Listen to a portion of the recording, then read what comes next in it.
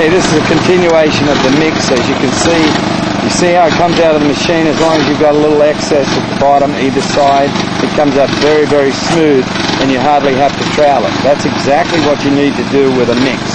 If you can do that, saves you time and worry. Now, what we're going to do here very quickly, we're going to show you how to stamp it using a release powder and making it into a brick stamp. Okay. This is a slate roller, and all I'm doing is dipping it into release and just coming over and putting an impression in. I only roll about 3 feet, and then I come back over. And the reason is I don't have to worry about any pattern, because there's no particular pattern to a slate roller. That makes it easier for me to stamp. I dipped it in the release before I started, and now this is the one that I don't stop. I just keep going all the way through. And if you come back over and look at the imprint that I've got into it, there's your stamp. A lot of people don't know, but Mineral Spirits is actually a liquid release. A lot of people are not aware of that, but $2 a gallon as opposed to $150 a gallon for liquid release. Now, if Kim goes down on watches what I'm doing here, and see how I'm changing the color of that and washing it down from the top. And now I've got two-tone effect into it. And I'm always washing from the top, pushing the color down. And if you see the effect that I've got back in here, as opposed to standing over there, you can get there's a huge difference. I can use any color release I want. This is a crew that's just learning first day, and you can see if Kim zooms in there to the curve, you can see that their curving is coming out very well. The color that we're doing here is a straight gray. Here is you're looking at straight gray concrete. This is having a bit of fun or creativity. This is integral color, and I'm going to sprinkle a bit of integral color on the curve.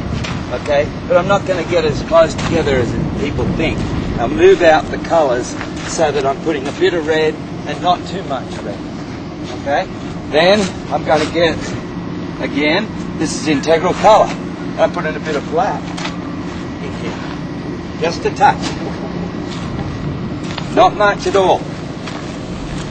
But what I'm doing is I'm going to change the face of concrete to different colors. Was it this one I used or that?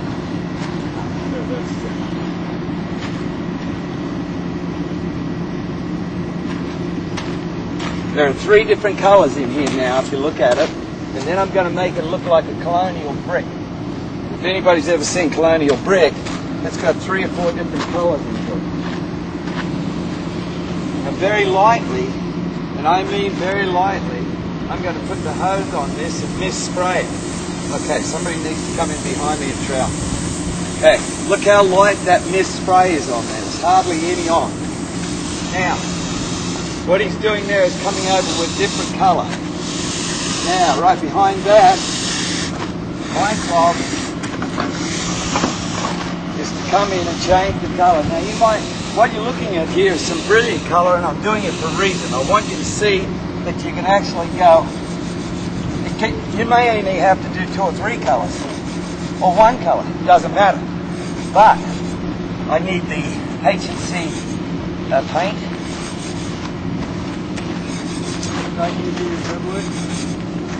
Yeah. Control joints into the brick stamp. Somebody please.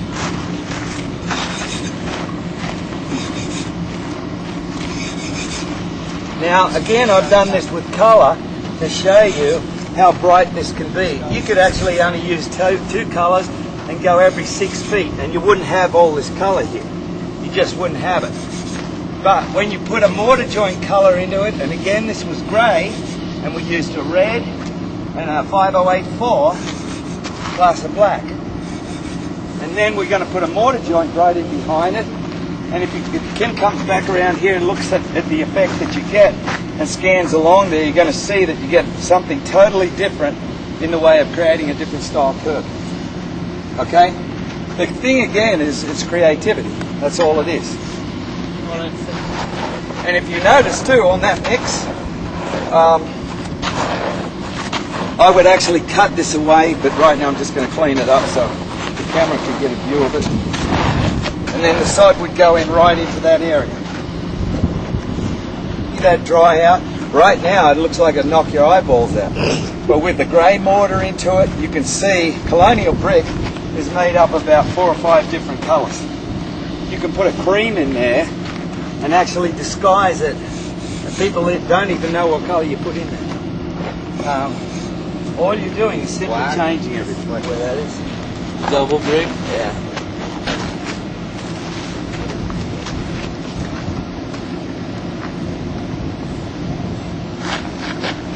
Yeah, I like it close. It's kind of like that though.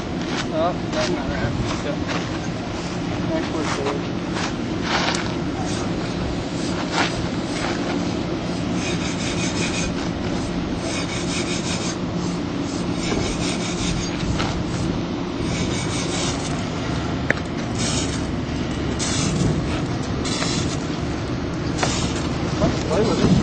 It is.